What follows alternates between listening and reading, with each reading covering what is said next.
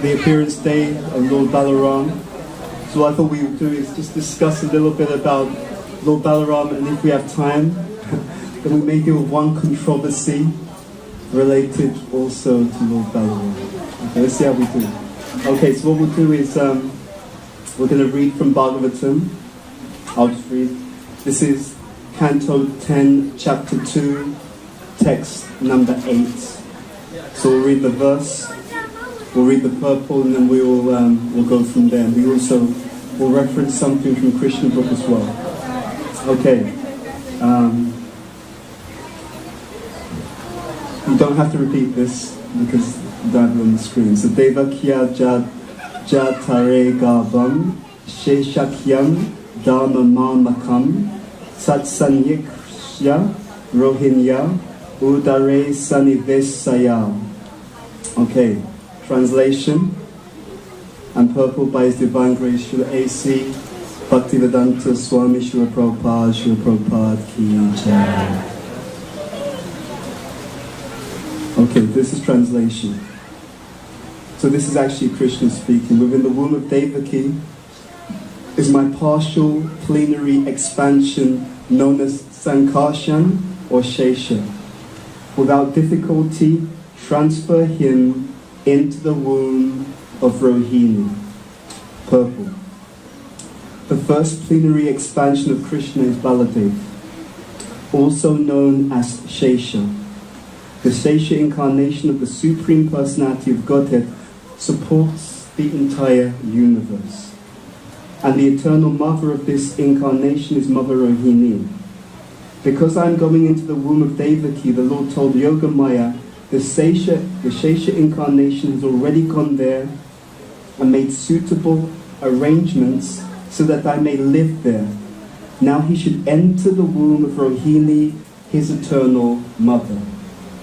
In this connection, one may ask how the Supreme Personality of Godhead, who is always situated transcendentally, could enter the womb of Devaki, which had previously been entered by the 6 Asuras, the Sadgarbhas.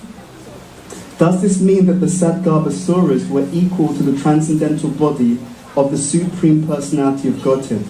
The following answer is given by Srila Vishwanath Chakravarti Thakur. The entire creation, as well as its individual parts, is an expansion of the energy of the Supreme Personality of Godhead. Therefore, even though the Lord enters the material world, he does not do so. This is explained by the Lord himself in Bhagavad Gita, chapter 9, text number 4 and 5. Maya tatamidatsa idam sarvam jat avyakta murtina matstani sarvabhutani nachaham teshvavastitaha nacha matstani bhutani pasya me yogam aishvaram bhuta brin na cha bhutasto mamatma Bhuta Bhavana. By me in my unmanifested form, this entire universe is pervaded. All beings are in me, but I am not in them. And yet everything that is created does not rest in me. Behold my mystic opulence. Although I am the maintainer of all living entities, and although I am everywhere, myself is the very source of creation. Sarvam kalo idam Brahma. Everything is an expansion of Brahman, the Supreme Personality of Godhead, yet everything is not the Supreme Godhead. And he is not everywhere. Everything rests upon him and yet does not rest upon him. This can be explained only through the Achintya Bheda Bhed philosophy. Such truths cannot be understood, however, unless one is a pure devotee. For the Lord says in Bhagavad Gita 18:55, Bhaktya mama vijanati yavanyas chasmit tatvataha. One can understand the Supreme Personality as he is only by devotional service. Even though the Lord cannot be understood by ordinary persons, this principle should be understood from the statements of the Shastras.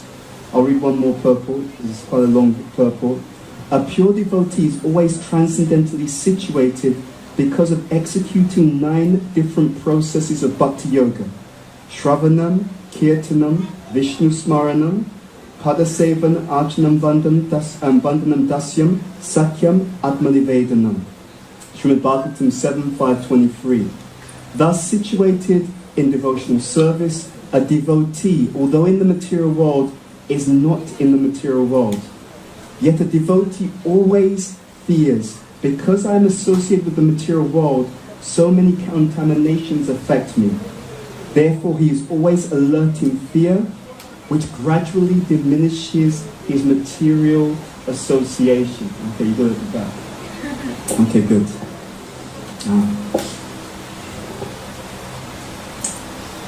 So the world has been through a very difficult period. As if normal life isn't difficult, right? When we go through a difficult period in life, there's a certain experience that suddenly becomes more valued. Okay? When we go through difficulty, some things become more valued.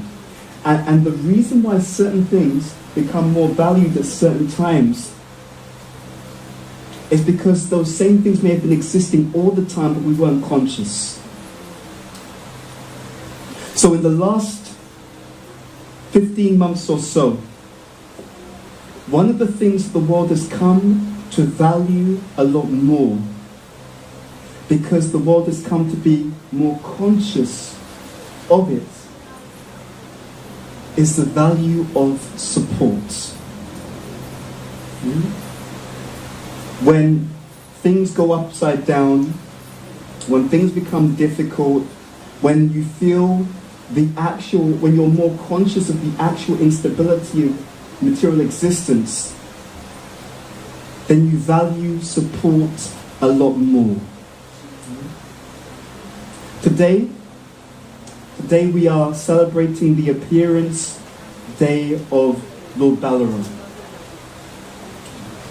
Balaram has incredible significance and meaning in the life of a spiritual practitioner. And Balaram is significant for a number of reasons. But maybe we'll start with this one. How many of you have been to the holy places such as Vrindavan, Mayapur? Raise your hand. Okay, I can see the vast majority of us have put our hands up. Whenever you visit the Dham, whenever you look on the altar and you see the paraphernalia on the altar, when you even look at the temple, what you are experiencing is Lord Balaram. The Dham is a manifestation of Lord Balaram. That all the paraphernalia that is used to serve the Lord is a manifestation of Lord Balaram. Even the very literatures that we read, the scriptures, they are manifestations of Lord Balaram. He has so much significance in our life, and he's always there. Balaram is the supreme personality of Godhead as well. But he has a specific mood. He has a specific complexion. He has a specific role to play in the life of a devotee and in his service to Krishna, his younger brother. In past times that took place much before, Lord Ram was exiled. Okay, so he went to the forest, and it caused his younger brother Lakshman tremendous pain. Tremendous pain to see his brother being exiled in this way. And that pain also led to a certain meditation in the mind of Lakshman. There wasn't much he could do. One of the reasons why he couldn't do much is because he was the younger brother of Lord Ram. So he made that decision at that point: next time I will appear as the older brother. Because when you're the older brother, any older brothers or sisters in the room? Yeah, right. You have a bit more control, right? in days gone, right? So in the past. So sometimes the older brother, older sister, they take on a bit more of a controlling tendency in the relationship. So Lakshman, in Krishna Leela, Lakshman appears as Balaram. Right? He appears as the elder brother. And this is really significant. Balaram actually, he's in a sense present in all the different rasas. Right? So he is the Dham, right? So that Shanta rasa is there. He is in that mood of servitude. So, for example, it is sometimes explained in the Shastra, Giri Govardhan is considered to be a manifestation of Lord Balaram. Even he engages, in a sense, in the Madhurya Ras in the form of an Ananga Manjari. Right? So he's taking place, and obviously he's in that friendship Ras, Sakya Ras, as the brother, as the Gopa, in Krishna's pastimes. So Lord Balaram is present in so many different ways. When we engage in this extraordinary gift that we call Krishna consciousness, when we engage in this extraordinary gift that we call Krishna consciousness, there are so many fine points to it. There is so much more that we can experience as devotees in this gift that we call real life. So much of the world is suffering. So much of the world is suffering. And so much of the suffering is illusion. Because the first form of suffering is ignorance. The first illusion, the first kind of suffering is when I do not see a situation for what it is. So many things come from there. I was, on my way here, I was just thinking about this point. So Balaram, he is also considered the guru of gurus. So there is a pastime where there is an individual named Ramaharshan Sutta who's giving a class. And Balaram comes into the environment, but Balaram is not shown the proper respect by Ramaharshan Sutta. Ramaharshan Sutta is actually a disciple of which person? Do you know? Anyone? Vyasadeva. Okay. That's interesting. Balaram kills him. Yeah?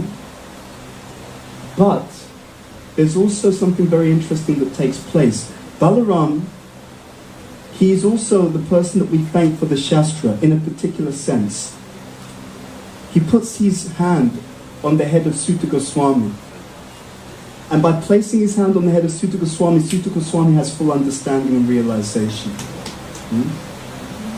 And that same Sutta Goswami will give the teachings of the Bhagavatam to the sages of Nishiranya. And that nectar will ultimately come in the form of the Bhagavatam that we have with the extraordinary elucidation in the purports of Srila Prabhupada. The first form of suffering is the illusion. The first form. A friend of mine contacted me recently, and they were in some pain, emotional pain. A relationship had not worked out, and they asked me a question. They said to me, "So, how do you, how have you got through situations where there've been difficulty in your dealings with individuals?" And when they asked me this question, it was an interesting question. It got me thinking. I thought, how did I get through that? Like that. And then I started to reflect. And there were some interesting things that came up. One of the things I shared with them is that I saw that through every challenging situation there was a gift. Different people, different devotees, we all have different karma, we all go through different experiences. One of the ways that we come through the difficulty is by trying to understand the gift behind the challenge. And there's always a gift. There's always a gift. I was sharing with a group of professionals over many years how I'd seen, this is, I don't know, maybe 30 years ago, there was a I never watched it, but there was a morning chat show program, right? And what they were looking at in the program was people who'd gone through difficult and challenging experiences, and they were talking, and it was extremely interesting. One of the reasons why it was interesting is because as you saw the people talking about their difficulties, for some of them, when they started to talk about their difficulties, you could see they were kind of reliving it, right? You start to see that they have a certain grimace on their face. Some people, as they were speaking about what happened to them, they're crying. Some of the people had to be accompanied off the stage. And there was one person in the audience who was talking about difficulties that she'd been through. And she was speaking, she was very calm, very peaceful. She's talking about all the different challenges she's been through. People had mistreated her in this way, that way. She's talking with lots of compassion. She's very forgiving. And you could see in the audience, the rest of the audience are looking at her with literally disbelief.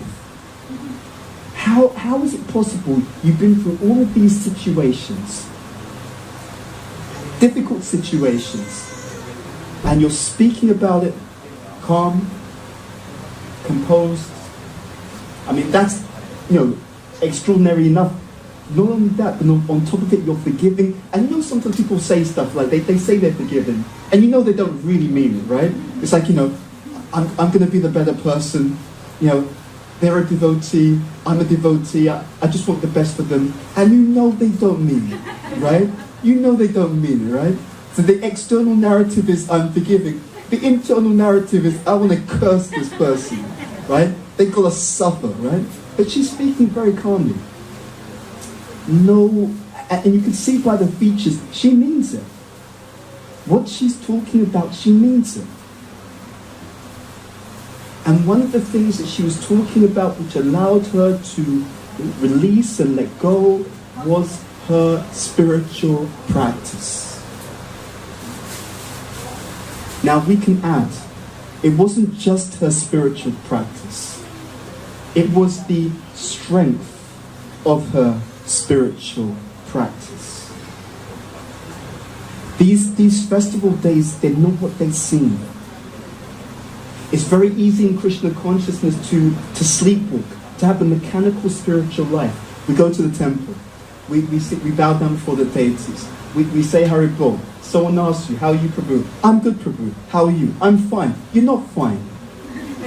You're not fine, right? You're not fine. You just said that. In fact, to be honest, when they asked you how you were, you didn't even hear them. You went into autopilot and you told them the same thing you told every devotee. Balaram changes that. I was looking at one statement. Prabhupada said in one place, because he talks about Balaram, and actually I'll read you this purport from Krishna book, 2nd chapter in a moment.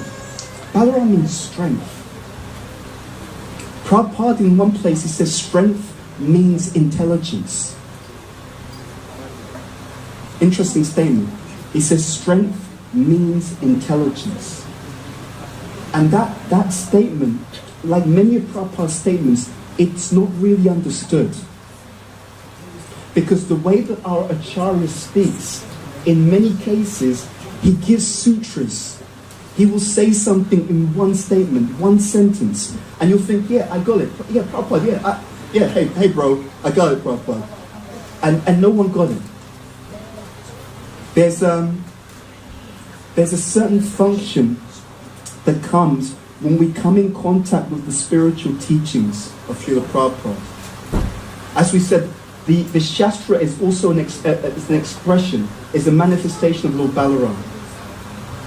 That intelligence, it also gives the ability to digest experiences.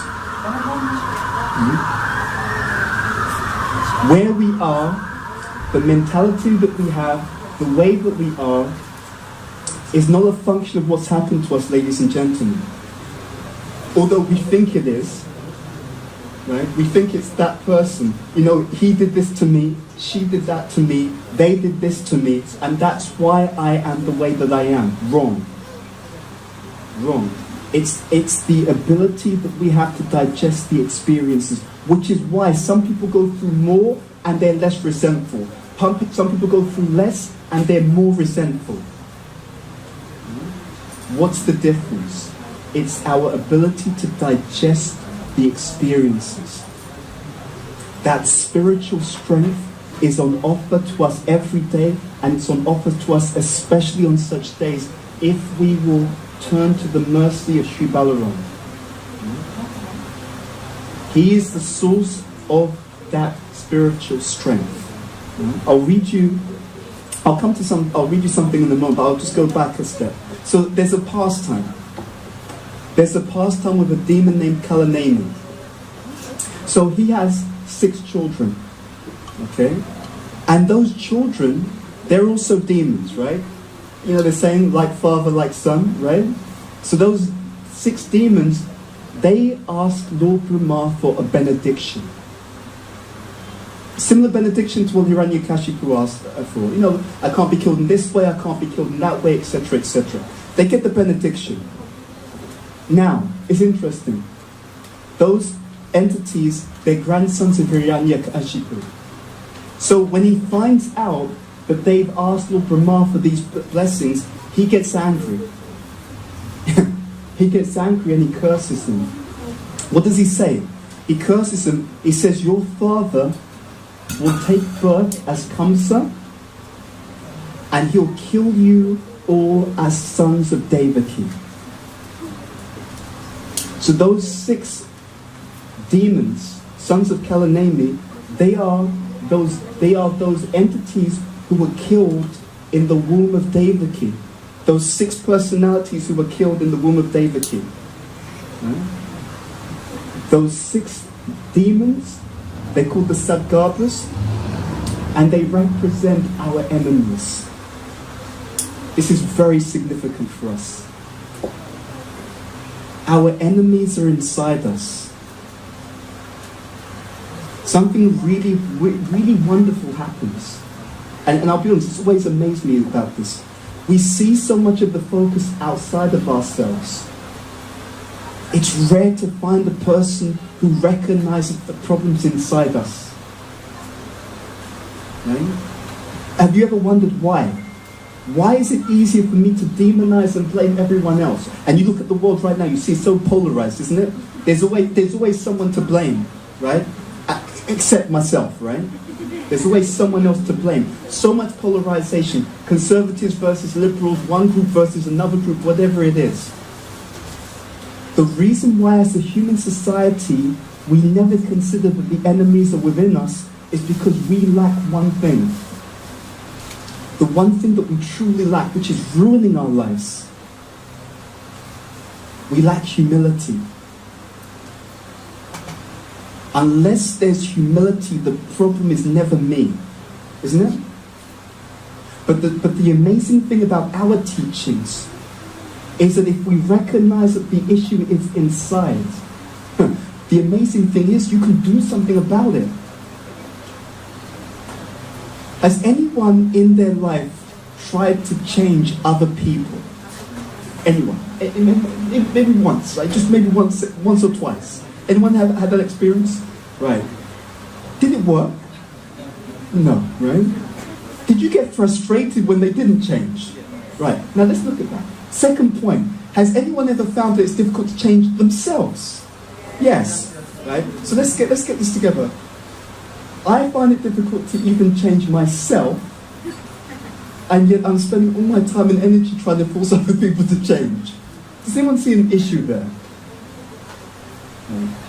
If you can't change yourself, how are you going to get someone else to change? Illusion. These 6 enemies were killed, and these 6 enemies, these 6 demons who were killed in the womb of Devaki, they represent our 6 enemies. We have 6 enemies. Right?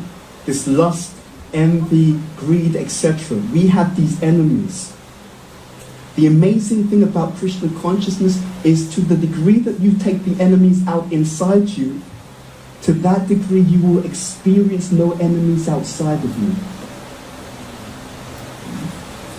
Now you say, okay, but so-and-so acts like this. Right? You know, Bhuta Bhavana, let's keep it real, Prabhu. You know, like that, right? Like, I know this devotee, they're like this, they're like that. Nice philosophy, but in real life, you've got to be like this, and this. Wrong, wrong. Your ability to see the truth is based upon purity. It's so amazing. There's an early warning system in the heart, but it's not understood without purification. So the first issue is because we don't work on ourselves, we don't hear the voice within. The voice within says, you know what, nice person, but you know what, I think they have a tendency to do this, right? So you can still deal with them, right? But you just know that this is the reality, right? Or they're wonderful, but this might be an issue. So we're not in touch with the truth. And we need help to do that. And that help that allows us to come in touch with the truth, that help comes in the form of guru. And who is the original guru? Balaram.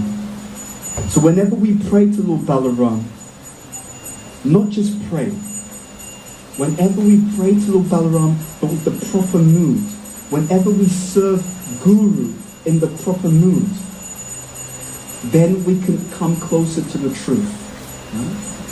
That is the actual purport. Let me read you this from Krishna book, which links in with what we've been discussing. So let me just get this particular quote for you. So as I said, this is from chapter 2 of the Krishna book. And so, we'll just read this. The Lord also declared to Yogamaya, it's the same pastime. So my plenary expansion Anantashesha is within the womb of Devaki. On account of being forcibly attracted to the womb of Rohini, he will be known as Sankarshan and will be the source of all spiritual power, or Bala, by which one can attain the highest bliss of life, which is called Ramana. Therefore, the plenary portion Ananta will be known after his appearance either as Shankarshana or as Balaram. In the Upanishads it is stated, Nayam Atma Bala Hinena Labhyaha. The purport is that one cannot attain the supreme platform of self-realization without being sufficiently favored by Balaram. Bala does not mean physical strength. No one can attain spiritual perfection by physical strength. One must have the spiritual strength which is infused by Balaram or Shankarshan. So the mercy comes through Guru, but where does Guru get the mercy from? Where does Guru get the strength from? That strength is infused in the spiritual master by the ultimate, or by the Adi Guru, by the first Guru, who is Lord Balaram, who we are worshipping, praising, glorifying on his appearance day. So there is so much deep purport to Balaram, and there is so much meaning to Balaram. But there's also an issue with Balaram. So I thought we could touch also upon one controversy. One of the names of Balaram, interesting name of Balaram, is Duryodhana Guru. Right? Interesting. Just a question here. How would you feel if your guru favored someone who hates pure devotees? Strange thing, right? It's not the usual tattva of a guru. Okay? But this is interesting, because Lord Balaram is also known as someone who favored Duryodhana, which hence the name Duryodhana Guru. And there are many statements in the Shastra which directly relate to this. So I thought we'd just get into a bit of controversy, and then we'll pause. Hopefully we'll finish on time. We'll finish on time. So these are some statements from the Shastra. So in Bhagavatam, Canto 10, Chapter 57, text number 26, we hear that Balaram stayed for several years in Mithila just to give association to Duryodhana. Right? Now we know that Duryodhana, he hated pure devotees, specifically which pure devotees? Pandavas. right? We also know he was not a pure devotee of Krishna. We know that. We know that actually he was disrespectful to Krishna when Krishna was sent as a peacemaker to try to, create peace. We know there was even an attempt to capture Krishna as well. So it's very, very interesting. He stayed in Mathila, just to give association to Duryodhana. In Bhagavatam 10th canto, chapter 86, verses 2 and 3, we heard that Balaram, and see, it's one thing he stayed in Mathila, he wanted to give his sister to Subhadra in marriage to Duryodhana. Okay, so it gets worse. Okay, moving on. In Garga Samhita, 8th canto, chapter 9, text number 1, and in 8th canto, chapter 10, text number 1, it's explained that Duryodhana considered Balaram the supreme lord, and he addressed him as Bhagavan, so very respectful in that way. There's more. It says, so in the Garga Samhita, canto 8, chapters 9 to 13, we hear that Duryodhana asked a particular sage, Pradvipak Muni. He inquired about Balaram's rasa dance in Vrindavan. He asked about prayers and procedures for worshipping Balaram. He asked about Balaram's 1,000 names. In Garga Samhita, is in first canto Garga Samhita, that's where we hear this term Duryodhana Guru, right? Balaram went to Kurukshetra to stop the fighting between Bhishmadev and Duryodhana, Bhimasena, and Duryodhana. And when he saw that it was Krishna's will that they fight, what did he do? He left. He just took off. That's in Bhagavatam 10th canto, chapter 79, text number 23 to 30. And when Bhima killed Duryodhana, Balaram was furious. He was furious. And he actually left. And we're worshipping him on this day. Interesting. Interesting. So how do we understand this? So, it's very interesting. It's not always so apparent what's going on. This is the first thing to understand. And it's a big point for us. Let's make it real. Sometimes you see devotees who seemingly are very, very close to the Guru.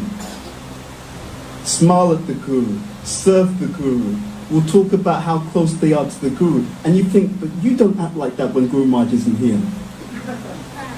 Right? I'm picking up the nervous laughter in the room, okay? You understand what I'm talking about? So sometimes you'll think, this person's a fake. He's like this or she's like this in one situation, and they're like something else in another situation.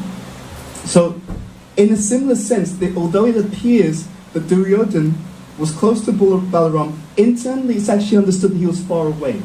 Internally. How do we understand this? So, he had some faith in Balaram, but he also lacked faith in Krishna and lacked faith in the Pandavas. Real devotion is a collective affair. It's not that I claim to have faith in Guru, but I'm disrespectful and rude to the devotees. It's not that I claim to have faith in Guru, but I don't care for Krishna. I don't want to make progress, and I don't want to learn, understand, and love the Supreme Personality of Godhead. Anyone who claims to be a real disciple of Guru,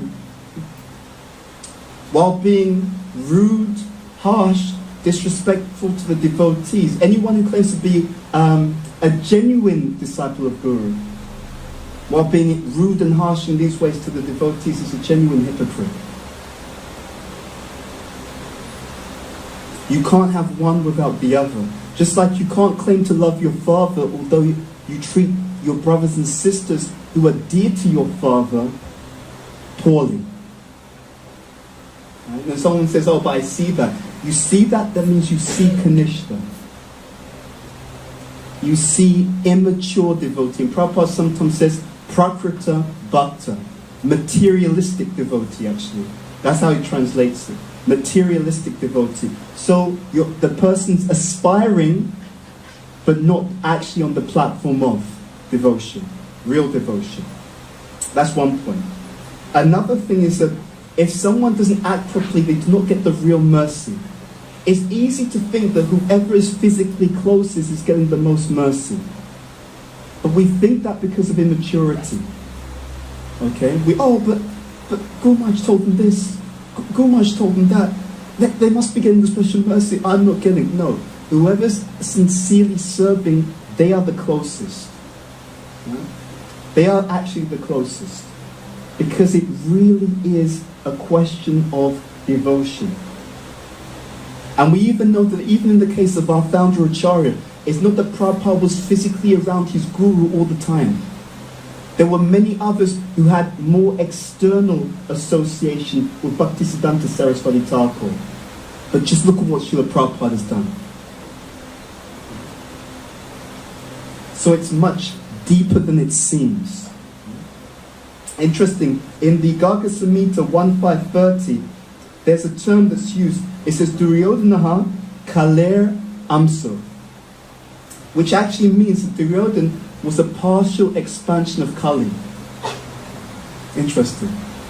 He's a partial expansion of Kali. So he has a very, very different agenda. So it's not that he was so close to Balaram internally. Ultimately, Balaram, being Guru, Adi Guru, what is he doing? He's preparing our hearts in order to make the heart a suitable place for Krishna to engage in his own loving exchanges. Everything in our spiritual life is coherent. It all comes together. It all comes together in so many ways. Even the Shastra comes together in so many ways. Something like a jigsaw puzzle. You take one piece of the puzzle, you have got a piece in your hand. You can describe it. True. But when you start to get the other pieces of the jigsaw and they fit with what you've got already, then you can see that piece properly. Why? Because now you can see the same thing, but you can see it in its proper context. Okay? And then when you have all the pieces of the jigsaw, then you have the full vision. You have the full picture. Who is giving us this full picture? We're getting it through Guru, Sadhu, Shastra. Balaram is Guru. Even the ability to see this world properly, it has a practical conclusion. What happens if you see the material world properly? If you see the material world properly, you'll be focused like a laser on serving Krishna. Why? Because if I see the world for what it is, I see that actually this material energy cannot give me lasting happiness. Doesn't matter how many times I play around with it, how many different combinations of the material energy I interact or interface with. I come to understand ultimately the material world can't make me happy because the material world itself is incompatible with the soul. And that's what we're trying to really come to. We want to have the strength. We want to have the strength to let go of our attachment to our own suffering. It's a serious affair, ladies and gentlemen. We're trying to get the strength to let go of the very cause of our own suffering and the intelligence to turn in another direction. There is an eternal pastime that's going to be playing within the heart. The pastime of Krishna with his cowherd friends, with all of these different associates, with Lord Balaram in Vrindavan. And on these days we can remember what we are really looking for. If we have strength, if you have strength, your life will be a very different kind of affair. Everyone is looking for happiness. These enemies have to go before that can be experienced. When these enemies go, we can start to understand something.